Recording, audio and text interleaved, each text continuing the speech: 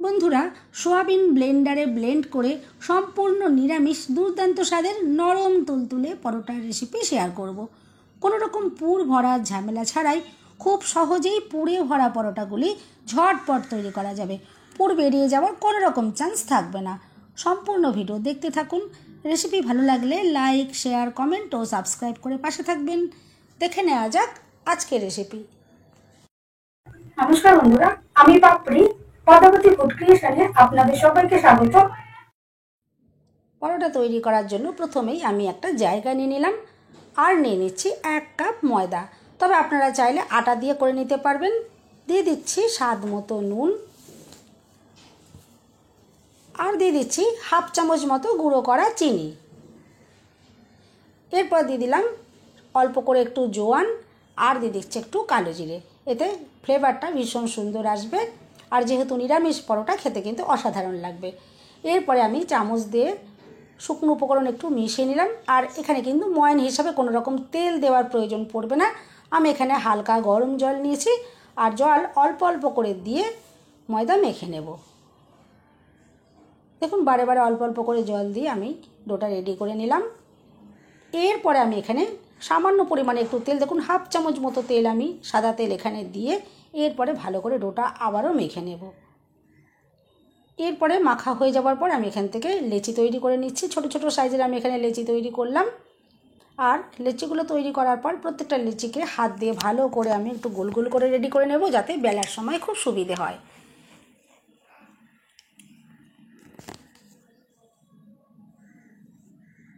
এভাবেই প্রত্যেকটা লেচিকে আমি গোল গোল করে রেডি করে নিচ্ছি।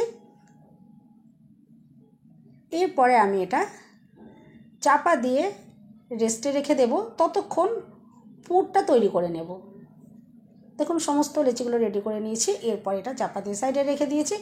এরপরে গ্যাস জ্বালিয়ে একটা জায়গার ভেতরে কিছুটা জল দিয়ে দিয়েছি আর এখানে আমি সোয়াবিন দিয়ে দিলাম। আমি আমার যতটা পরিমাণে লাগবে দিলাম, আপনারা আপনাদের প্রয়োজন মতন বুঝে এখানে দেবেন। এরপরে অল্প একটু নুন আমি এখানে দিয়ে দিয়েছি। ভালো করে এরপর ফুটিয়ে নেব। দেখুন, খুব ভালো করে ফুটে উঠেছে। এরপরে আমি গ্যাস অফ করে দেব। আর সোয়াবিন সেদ্ধ হতে কিন্তু একদমই সময় লাগে না। উপর থেকে একটা চাপা দিয়ে আমি মিনিট 2 একটু রেখে দেব। আর খুব কম সময়ের মধ্যেই সুন্দরভাবে এগুলো নরম হয়ে যাবে। দেখুন, আমি একটা তুলে একটু দেখিয়ে দিচ্ছি কত সুন্দরভাবে এটা নরম হয়ে গেছে। এরপরে আমি একটু জলটা ঝরিয়ে নিয়েছি, তার জন্য একটা ছাঁকনির ভেতরে আমি সোয়াবিনগুলো দিয়ে দিচ্ছি। এভাবে একটু রেখে দেবো, জলটাও ঝরে যাবে আর ঠান্ডা হয়ে যাবে তাড়াতাড়ি। এরপর ঠান্ডা হয়ে যাওয়ার পরে এগুলো ব্লেন্ডারে ব্লেন্ড করে নিতে হবে।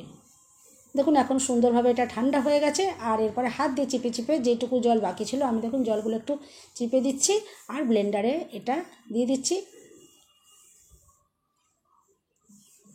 এরপরে ঢাকনা বন্ধ করে আমি এটা ব্লেন্ড করে নেব।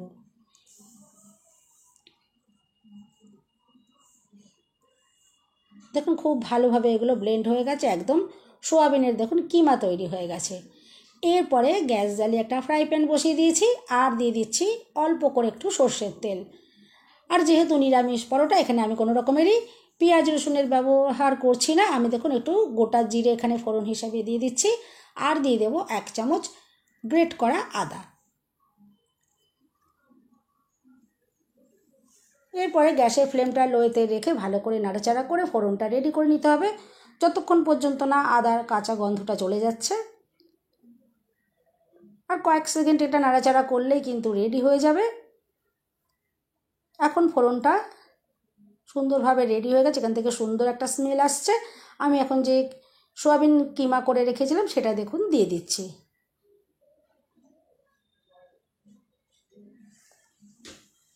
এরপর দিয়ে দিচ্ছি স্বাদ মতো নুন। তার আগে আমি একটু নাড়াচাড়া করে এটা দিলাম।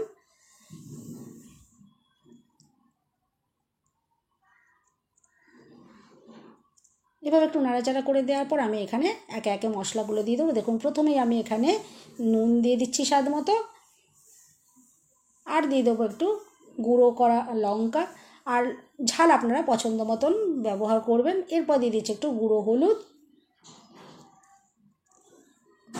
এরপরে ভালো করে নাড়াচাড়া করে এটা কষিয়ে নিতে হবে।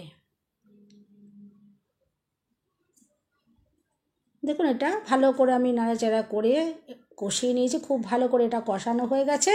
এরপরে যাতে এই পুরটা আরও টেস্টি হয় তার জন্য আমি এখানে কিছুটা সেদ্ধ করা আলু ভালো করে ম্যাশ করে দিয়ে দিয়েছি। আর এরপরে আলুর পরিমাণ মতো আমি দেখুন একটু নুন দিয়ে দিলাম, আর দিয়ে দিচ্ছি একটু ভাজা জিরের গুঁড়ো, আর দিয়ে দিচ্ছি একটু গরম মশলার গুঁড়ো। এখানে কিন্তু বেশি মশলা আমি আর ব্যবহার করলাম না। আর যেহেতু নিরামিষ পরোটা তার জন্য একটু সামান্য পরিমাণে আমি এখানে চিনি দিলাম, তবে কেউ যদি পছন্দ না করেন নাও দিতে পারেন। তবে নিরামিষ যেহেতু পুরটা তৈরি হচ্ছে, নিরামিষ যে কোনো জিনিসে একটু চিনি দিলে খেতে ভালো লাগে। আমি দেখুন এটা দিয়ে দিয়েছি আর ভালো করে এটা মিশিয়ে নিলাম। পুর একদম রেডি হয়ে গেছে। আমি দেখুন একটা জায়গার ভেতরে নামিয়ে নিলাম। এরপর পুরটা সম্পূর্ণ ঠান্ডা করে নিতে হবে। ততক্ষণে আমি রুটিগুলো একটু বেলে নিচ্ছি। বন্ধুরা, রেসিপি ভালো লাগলে একটা লাইক দিতে একদম ভুলবেন না। চ্যানেলটা সাবস্ক্রাইব করে আমার পাশে থাকার অনুরোধ রইল। বেল বাটন ক্লিক করে রাখবেন। আমি যখনই নতুন ভিডিও আপলোড করব সঙ্গে সঙ্গে নোটিফিকেশান সবার আগে আপনার কাছে পৌঁছে যাবে।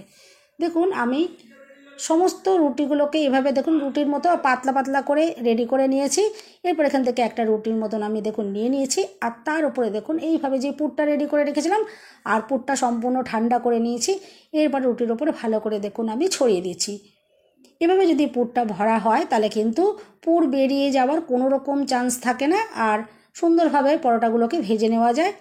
আর বাটি বানিয়ে তার ভিতর পুর ভরে বেলতে গেলে বেশিরভাগ ক্ষেত্রেই কিন্তু পরোটাগুলো ফেটে যায়, সেক্ষেত্রে একটা পরোটাও ফোলে না, খুবই অসুবিধার মধ্যে পড়তে হয়। আপনারা কিন্তু এভাবে খুব সহজ পদ্ধতিতে কিন্তু পরোটাগুলো তৈরি করতে পারেন। দেখুন আমি সাইড থেকে একটু জল দিয়ে দিয়েছিলাম আর তারপরে ওপর থেকে আর একটা রুটি আমি দেখুন এভাবে চাপা দিয়ে দিলাম, দিয়ে এরপর খুব ভালো করে আটকে দিচ্ছি। আর যেহেতু জল দেওয়া রয়েছে খুব সুন্দর করে এটা আটকে যাবে। তেলে দেওয়ার পরে কিন্তু কোনো রকম খুলে যাওয়ার চান্স থাকবে না। দেখুন খুব ভালো করে আমি আঙুল এটা চেপে চেপে আটকে দিচ্ছি যাতে একদমই কোনো রকম না খুলে যায়। এভাবে খুব ভালো করে আমি আঙুল দিয়ে চেপে চেপে এটা আটকে দিলাম। এরপরে দেখুন যে কোনো একটা জায়গা আপনারা নিয়ে নেবেন মাপ মতন, আর এরপর এটা দিয়ে একটু ঘুরিয়ে কেটে দিলেই কিন্তু সুন্দরভাবে পরোটা রেডি হয়ে যাবে। আর সাইডের যে অংশটা রয়েছে এই অংশগুলো দিয়ে কিন্তু আবারও পরোটা বেলে নিতে পারবেন। দেখুন পরোটা কত সুন্দরভাবে রেডি হয়ে গেছে। হাত দিয়ে একটু চেপে চেপে এভাবে সেট করে দিলেই কিন্তু হবে। এটা কিন্তু আর বেলার প্রয়োজন পড়বে না, তবে যদি চান এটা কিন্তু একটু বেলেও নেওয়া যেতে পারে, কোনো রকমের অসুবিধে নেই। আমি একটু দেখুন সামান্য একটু গুঁড়ো ময়দা ছড়িয়ে দিয়ে একটু সামান্য করে একটু বেলে নেব। বেশি কিন্তু এটা বেলবাড়ার দরকার পড়বে না, একদম না বেললেও কিন্তু হবে। আমি এখানে একটু বেলে নিয়েছি। আমি দুটো পরোটা একটু বেলে নিয়েছি আর একটা পরোটা বেলিনি। আমি এভাবে একটু দেখিয়ে দিলাম আপনাদের। দুটো পরোটাকে আমি একটু বেলে পাতলা করেছি আর একটা পরোটা একটু মোটা মতো রেখে রেডি করেছি। আর দেখুন পরোটা কোথাও কিন্তু ফুটো হয়ে যায়নি, কত ইজিলি কিন্তু এই পরোটাগুলো খুব সহজেই তৈরি করতে পারবেন। এরপরে পরোটা ভেজে নিতে হবে, তার জন্য গ্যাস জ্বালিয়ে একটা ফ্রাই প্যান বসিয়ে দিলাম। আর ফ্রাই প্যানটা আগে থেকে ভালো করে গরম করে নিতে হবে। আর গরম হয়ে যাওয়ার পরে মিডিয়াম ফ্লেমে গ্যাসটা রেখে আমি পরোটা ভেজে নেব। একটা পরোটা দেখুন দিয়েছিলাম, এরপর উল্টে পাল্টে দুটো সাইড প্রথমে ভেজে নিচ্ছি। একটা সাইড দেওয়ার পরে যখন একটু ফুলে ফুলে উঠেছিল তারপরে আমি এটা উল্টে দিয়েছিলাম। এরপরে আমি দুটো পিঠ ভাজা হয়ে যাওয়ার পর এখানে সামান্য পরিমাণে সাদা তেল দিয়ে দিয়েছি আর দু পিঠ সুন্দর করে কালার যতক্ষণ না এসেছে ততক্ষণ সুন্দর করে ভেজে নিয়েছি। আর দেখে তো বুঝতেই পারছেন যে কতটা সুন্দর ফুলকোভাবে পরোটা তৈরি হয়েছে। প্রত্যেকটা পরোটাই কিন্তু সুন্দরভাবে ফুলবে।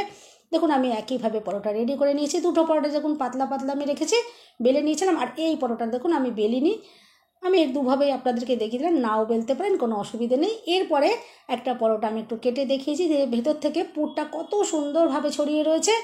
আর এভাবে নিরামিষ পরোটা কিন্তু আপনারা যে কোনো নিরামিষ দিনে বানিয়ে খেতেই পারেন, আর খেতে কিন্তু অসাধারণ লাগবে। অবশ্যই এইভাবে একবার ট্রাই করতে পারেন। আমি আশা করছি রেসিপিটা ভালো লাগবে। বন্ধুরা, রেসিপি ভালো লাগলে একটা লাইক দিতে একদম ভুলবেন না। চ্যানেলটা সাবস্ক্রাইব করে আমার পাশে থাকার অনুরোধ রইল। সবাই সুস্থ থাকবেন, ভালো থাকবেন। দেখা হবে নেক্সট ভিডিওতে। ভিডিওটা শেষ পর্যন্ত দেখার জন্য সবাইকে রইল অসংখ্য অসংখ্য ধন্যবাদ। আর দেখুন পরোটা আমি একটু কেটেও দেখিয়ে দিলাম যে কতটা সুন্দর তৈরি হয়েছে। পুরে একদম ঠাসা রয়েছে। এইভাবে যদি পরোটা তৈরি করেন একদম মন ভরে কিন্তু পুর দিতে পারবেন, কোনো রকমেরই অসুবিধা হবে না। অবশ্যই ট্রাই করতে পারেন।